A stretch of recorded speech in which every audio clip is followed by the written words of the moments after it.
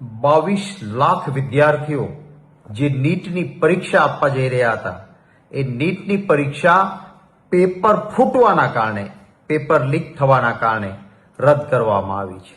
22 લાખ વિદ્યાર્થીઓની માનસિકતા શું થશે એ સમજવા જેવું છે। કોઈ પણ વ્યક્તિ તૈયારી કરતો હોય, વિદ્યાર્થી પરીક્ષાની પૂરી તૈયારી બાદ એ પરીક્ષા જ્યારે રદ થાય છે ત્યારે વિદ્યાર્થીની ઉપર સાયકોલોજીકલ, માનસિક રીતે જબરજસ્ત દબાવ ઉભો થાય છે। સરકાર કોઈ પણ પ્રકારની ગંભીરતા લેતી નથી, બોધપાઠ લેતી નથી અને પેપર ફૂટવામાં ક્યાંક ને ક્યાંક સરકારનું મિલાપણું પણ છે। ભારતીય જનતા પાર્ટીની સરકાર કેન્દ્રમાં આવ્યા પછી 2016માં, 2021માં, 2024માં અને 2026માં આ વર્ષે પેપર નીટના ફૂટવાના કિસ્સાઓ બહાર આવ્યા છે। 2024માં નામદાર સુપ્રીમ કોર્ટે પણ ગંભીરતા લીધી। 2 વર્ષ પહેલા એટલે કે 2024માં જ્યારે નીટનું પેપર ફૂટ્યું, એની તપાસ થઈ, સુપ્રીમ કોર્ટે ગંભીરતા લીધા પછી તો ગુજરાતમાં એનું કેન્દ્ર બિંદુ નીકળ્યું।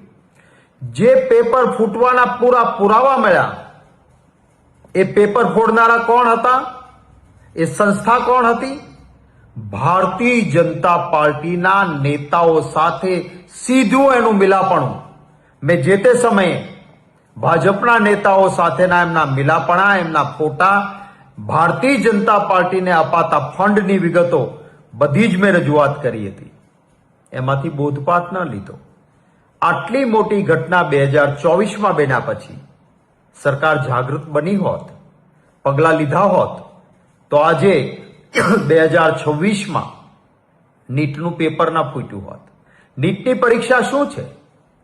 જે ડોક્ટર ઉચ્ચ અભ્યાસ માટે બનવા જઈ રહ્યો છે અથવા જે ડોક્ટર બને છે, જેને આવતા દિવસોમાં માનવ જીવન સાથે એની સારવારનું કામ કરવાનું છે, પેપર ફૂટેલા વ્યક્તિ જો નીટની પરીક્ષાના પૈસા આપીને પૈસાદાર લોકોના છોકરા પેપર ફોડીને નીટની એક્ઝામમાં ગરીબ મધ્યમ વર્ગના મહેનતુ દીકરાઓ દીકરીઓથી આગળ નીકળીને એડમિશનો લઈ લે અને આવા લોકો ડોક્ટર બને તો માનવની જિંદગી સાથે પણ ચેડા થાય।